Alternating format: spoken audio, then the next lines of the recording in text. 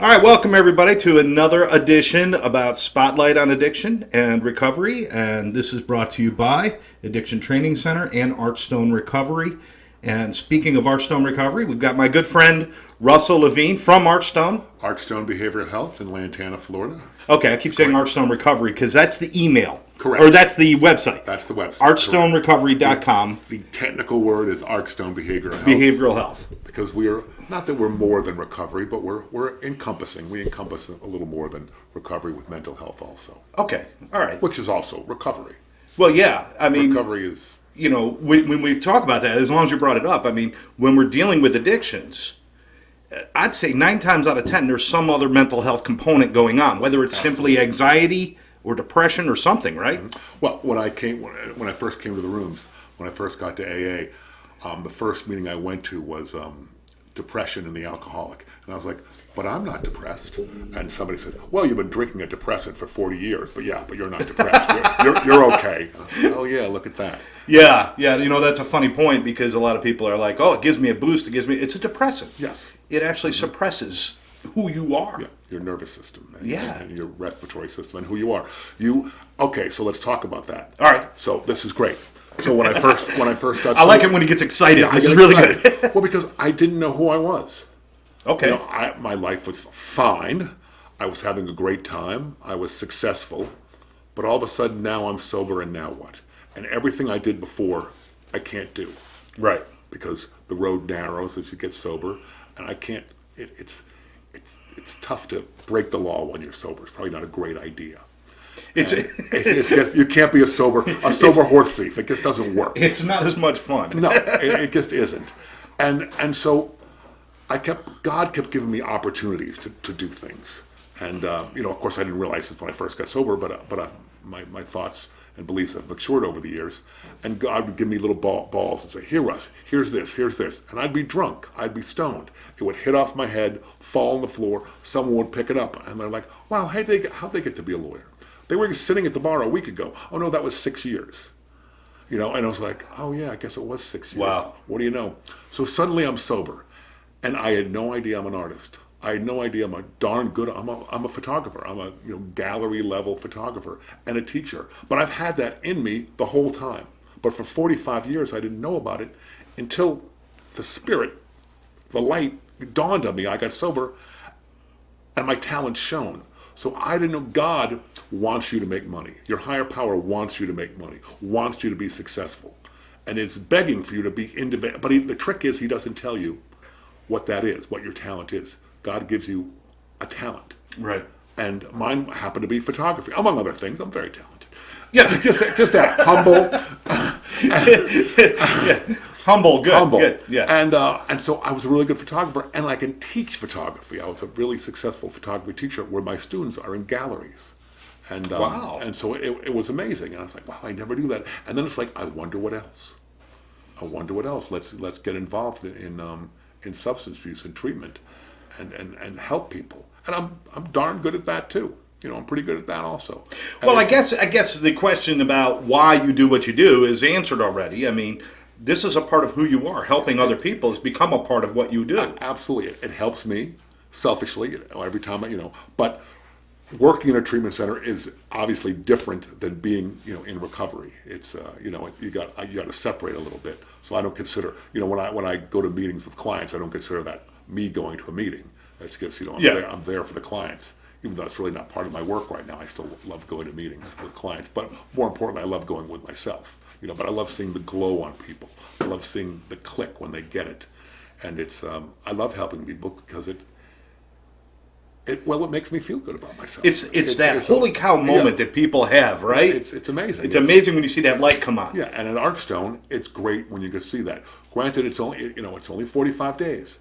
Or so, 30 detoxes around 10, but boom, you see it. You see the light goes on and people want it and they want to grab it and they want to help others. And it's just such a synergistic moment when everyone is helping everyone else and amazing things happen. Now, with Archstone, it's really easy for you to experience that with clients because it is a smaller facility. It is, dare I say, almost a boutique facility because it is between 20 and 30 clients, never more than that really. And, when you have these rehabs, and there are good ones out there, but they have 100, 200 beds. How do you You know? don't get those individual experiences with people. How do you know everyone's names? Yeah. Everyone knows. From the housekeeper on up, we know everyone, and all the clients know everyone, and they're all intervention trained, and the love is there, Yeah. and everyone can talk to everyone, and everyone is, no one really leaves against medical advice, against therapist advice, because there's so much talking going on. Now, Mo is the Principal owner. the principal owner. He's on site a lot of the times. Absolutely, he is, and he's easy to talk to.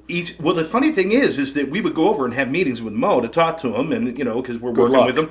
Yeah, And there's we're standing a lot talking of to him. people. All of a sudden, the client walks by and says, "Oh, can I talk to you?" And he's like, "Yes, absolutely." And he goes and he talks. This is the owner Right. is spending time talking to the clients, and we see that with the owner, with the clinical department, with the behavioral techs, with the housekeeping.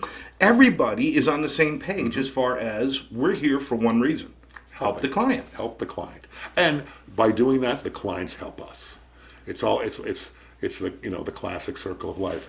I get ideas from clients all the time, because sometimes even in it's a beginner's mind. I always try to have a beginner's mind, Yeah. always learning from multiple sources all Right. the time. I never know enough, and a lot of times I'll be talking to someone and I said, "Oh, I said that to my sponsee the other day, or a client the other day. Well, I should really take that advice.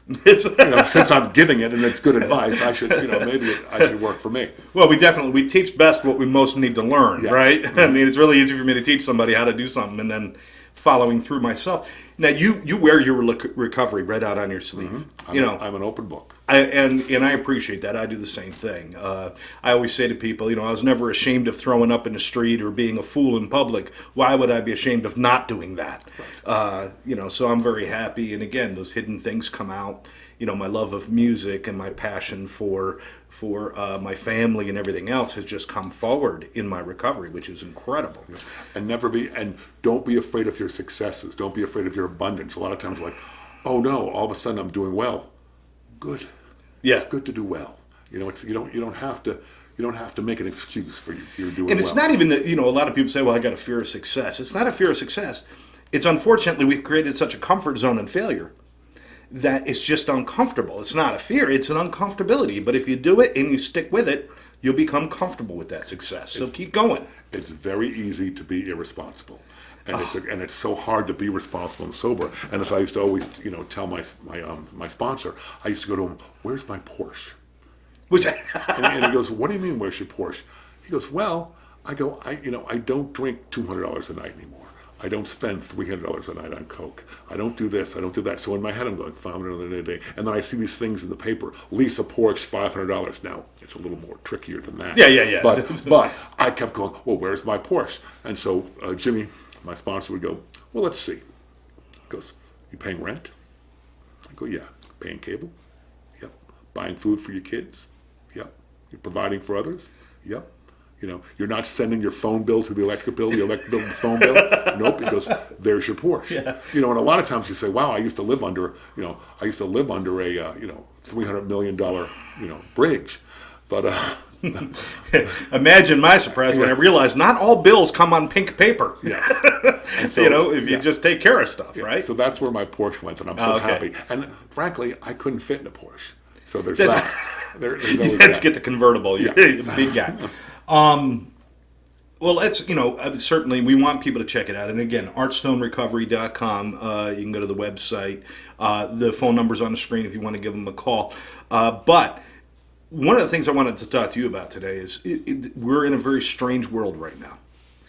And everyone is obsessed over, and of course they should be, with the COVID-19 and the pandemic, what's going on. The problem is I feel that the other epidemic that has been killing us has been going unchecked now. Do you agree with that? Absolutely. The CDC came out with a report today. I just read it. 40% of people have reported mental health or substance abuse effects, in June because of the pandemic. And I talk to parents all the time. They're like, "Well, I'm a little afraid of my son or daughter, getting in a plane." I go, well, they, and I say it most respect. It's sometimes hard for me to say it very respectfully. Well, they are going to die from fentanyl, but Yeah. you go right ahead and be afraid of the pandemic. Yeah. And it's the airlines are not that crowded. You wear a mask, and you're better. I'm not saying it's yes, are you taking a chance? A small one, but your son or daughter is shooting fentanyl. It's a and greater chance they're of the going to die. overdose and everything else that's going on, certainly. And what I do know is that Archstone, as well as some other places, are doing their very best. They're using all of the precautions for COVID. They're testing. They're distancing. They're doing all the things that they're supposed to do. And so once they're on site, they're probably safer there than they are at home, Correct. running out to Walmart or Kmart or wherever they're going. So Absolutely. yeah, so it's important to know that. But I've read also that we've seen a 48 to 52% increase in overdoses in major metropolitan areas because people are using in quarantine. They're using and nobody's with them, so a lot of people are using alone. They're getting themselves in trouble. And nobody's there to say, oh, let's call 911 or something. It's not until it's too late. Not to mention the fact that first responders are so overtaxed right now, not only with COVID, but also with some of the rioting and other things that have been going on in the major cities. This is a terrible time. Terrible time, and it's so easy to get depressed and fall into the trap of, oh, I don't have a job. What am I going to do now? I can't go to meetings. Yeah. I can't. Well, you can. You can. You put the effort in. You can pick up the phone. You can call Archstone. You can call 911. You can call a friend. But pick up the phone. It's so hard to ask for help. It's so easy to go out and pick up some heroin or cocaine. But it feels, that phone gets so heavy. Yeah. Just do it.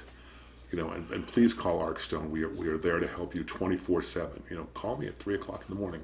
My phone is there. We're all there to help you. Now more than ever, we really need to pay attention to our loved ones, to ourselves. People who are new in recovery, I know this is a difficult time. The lack of the in-person fellowship right now makes it very difficult. We understand that because that fellowship to me was so important.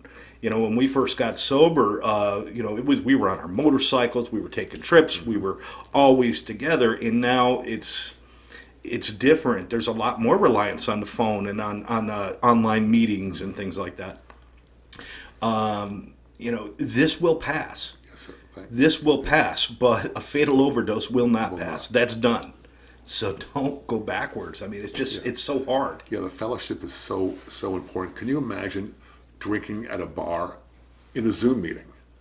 You'll have like 9 people all on Zoom and sitting at a stool drinking. It's just not the same. And it's like AA. It works. It can work in a Zoom. It can work okay. But I'm just so happy that my meetings are, that we can go. We wear our masks. We do our social distancing, and we make it work. Just the same at Archstone Behavioral Health. We make it work. And we're seeing more and more, check your area, because we're seeing more and more where some meetings can work. There's some that don't, but there's some meetings in your area, I'm sure, that you might be able to find and get to those. But most importantly, deal with it if you've got an issue. Call somebody. Please, call someone, anyone. We've talked about this. One of the things I wanted to talk to you about, because I know you're all about this, is just the joy of the freedom from the bondage of alcohol and drugs. Can you even put that into words for people? Is it even possible to put that in words? You can do whatever you want. Okay, so now, of all the other crazy things I'm doing in my life, now, we bought a house, and the bank bought us a house. Not us, but now, and I'm going to be a farmer. Not a full-time farmer, but it's amazing the fun you can, of all things. Like I've always been a bachelor and running around motorcycles and being alone and taking pictures, and now all of a sudden there's kids in my life and farming, and there'll be little pigs and who knows, chickens, and who knows what crazy You're stuff kidding me. there's going to be. And it's all the joys of sobriety. You never know how you're going to reinvent yourself and what fun and who you're going to meet along the way. I've never had so much fun being sober. We go to places before the pandemic, but in sobriety, you can go anywhere. You can go to concerts. I've been to bars and seen bands. I'm spiritually fit. I can do that. I go with a bunch of sober people. With sober people, and exactly. we get we usually get thrown out quicker than the drunk people because we can be a little obnoxious and loud too. We have fun. Well, We have genuine fun. joy Yes. is loud and Yeah, proud. right? You know? and that's what we are, and we have a good time, and it's great to have a good time. You know, my home group has a good time, and we have fun at Archstone. You know, before the pandemic we go fishing, but even now we find different things to do. You know, there's barbecues, there's volleyball, there's all sorts of different things to do that they can do safely, and I can't begin to tell you the amount of fun I've had in sobriety with my motorcycle guys, and I have a license now. I've gotten all the things back and so much more thanks to sobriety. I'm still trying. I can't get past the farmer thing. Oh, I'm going to have Oshkoshes. Have you figured out how to clip the plow on the back of a Harley? Have you figured that out? So haven't yet. I have some acreage. And, do you have a tractor? Not yet. No, I haven't. You got to have a tractor. I know. I got to get a tractor. That's the best part of being a farmer is driving a tractor. Well, because I always want to say I look sexy on my tractor, and that's That's a whole other story. Well, we'll edit that out. No, I'm going to leave that in there. Yeah. Just we're going to get public opinion on that one. Anyway, again, with the pandemic and everything else going on, we want people to be safe. Take care of yourselves. Take care of your families. But if there is an addiction going on, you cannot wait. You can't wait for things to get better. You cannot wait for this thing to pass. Because, the amazing thing is with all the businesses that had to close down and all the other things, and they had the essential businesses, do you know they considered liquor stores essential? Yes. Can you believe that? Well, I can, to a fact that alcohol is very dangerous. And if you try to detox yourself, you can die. So you need a little, sometimes you need a little bit of alcohol just to save someone's life. Yeah. That's why it's so important not to try to detox at home and call someone and get the help because, it can kill you. Yeah, that's true. That is a true story. But again, we urge you, give us a call, archstonerecovery.com. You give them a call. If you want to talk to Russell, just ask for him. They'll find him. And, this is really, really important. Again, one pandemic replaces the epidemic we were already facing, and it did not go away just because it's not in the news anymore. Fentanyl's still out there, heroin's still out there, alcohol's still out there, drugs. It's such a scary thing. And recovery is still out there. Recovery's out still there. there. Treatment is still there for you. You can be a better person. You can be the person, that your parents always knew you were, that you knew you always were. You can build yourself back up no matter how low you are. You can rise to the top again and help and then help others. It's a wonderful process. You ever had one of those moments where it's just like, wow, we talked about the miracle of watching people go like come to and the light comes on and they brighten up. But has there been any moments like that really stuck with you that just like maybe the first time it happened where you saw it or something? I mean, it's the tears where parents have given up and the parents have, the mothers, my mother passed away, but luckily she saw me sober, so I love talking to mothers. And when I get the stories about, oh, you saved my son, I said, well, I didn't save your son. I just pointed him in the right direction, and he followed those directions. And that's the whole thing. You surrender to win. And when I see people surrender to win, it was so hard for me. Like, I'm doing it my way. I'm doing it my way. I'm doing it my way. My way sucks, and I had to give that up. And when I see people surrender and it works and then tell somebody else how it happened to them and then it works for them also, that's the biggest joy. That's seeing it incredible. right down the line. That's incredible. You mentioned the mother, and we got a lot of parents out there that are just afraid to confront or to deal with an issue that they know there is. They turn a blind eye to it. You talked about they're afraid to put them on planes right now, but I think they're even more afraid just to confront and deal with this. What do you want to tell them? Love works, but you have to. And if you can't confront, ask for help. There's pamphlets, there's books, there's we're trained interventionists. We can help you. We can. If you don't want us to go out there, put us on the phone or let us help train you. You can learn yourself. Online. Absolutely. There's intervention trainings. Hey, Addiction Training Center, right there. If you want to be an interventionist, and, there you go. And you don't have to be an interventionist. No. Parents, great for parent skills. Yeah. Great for parent skills right there. And just, it's hard to confront. You don't want your son to get mad, scream out the door, run away, and hear terrible things, what happened the next day. But you have to take a hard look at your parenting and your son and doing what's best for them. And it's difficult. Well, let me share with you, Russell, that all my time in recovery and my time working around recovery and doing all of that, you'd think I'd have enough, wherewithal and knowledge to do the right thing when I was faced with it. But when I was faced with my daughter's problem, I tried to fix it at home myself. I said, well, no, I'm going to talk to her. I'm going to help her this way. I'm going to do this. And what happened is it would fix things for a day. It would fix things for 12 hours. It would fix things, maybe if I'm lucky, get 2 or 3 days straight. But then it would be right back to the same old thing. She'd be back to using, and it would be an issue. And finally, I had to start listening to what I teach. Mm-hmm. And I basically said, you got a choice. You do it or you leave. Yeah. There she was at 18 years old. She was, heading out with a garbage bag full of clothes, and she chose to go on the streets. Mm-hmm. And within a few days, it was maybe 2 weeks, I think, she was knocking at the door of a rehab. She got herself some help, and thank God she's here today. But that wouldn't have worked if I didn't draw that line in the sand and do what's hard. Sometimes being a parent means doing things that'll make kids not love you. Correct. It's so hard. And sometimes they also just need a different voice. All of a sudden they hear wah, wah, wah, wah, wah. And no matter what you do, they just need to hear a different voice. And then they come back and they say, oh, you should have told me that, even though you've been telling them that the whole time. Yeah. But they just hear it a different hearing way. It from somebody else. Because at the end of the day, when I talk to my daughter, I'm always going to be dad first. Right.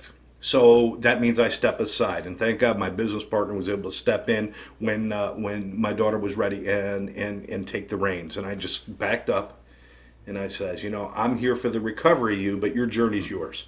So you got to do it. And that's why, back to Archstone for a second, at Archstone Please. Behavioral Health, it's a family disease, so we treat the entire family. We don't just treat, your son or daughter. We treat the entire family. It won't do any good. Continuing care is so important. Aftercare is so important. It doesn't stop at the end of treatment. It goes on for 3, 4, 5 years. Always in contact with the family, always in contact with the patient. We have a huge alumni program, and we meet once a week. And we were constantly reaching out to the family and teaching them new things and helping them. If I send a client back to their family and the family isn't, I don't like to use the word fixed, informed, educated, it won't do any good. Right. The odds are against it. I'm not saying it won't do any good. It will do good, but the odds are against it. So everyone has to be on the same page. And in Archstone, it's a family disease, and we help the family together. I've got enough confidence in Archstone that I'll say this, that, certainly if you could go online and you'll find places that go to the top of the Google search, and you'll find places that are on the beach with horses running everywhere, and they spend a lot of money to make themselves look like they're something.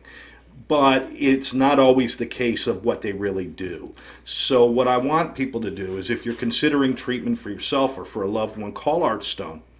And if you don't get the feeling it's right, then don't do it. But if you get the feeling that it's right by talking to them and asking questions that they're willing to answer. Yep, and talk to our clinical director. Absolutely. Admissions. Yes, we want you to come in, but it's a clinical program. Talk to our clinical director. Get the facts you need. Right from the horse's mouth.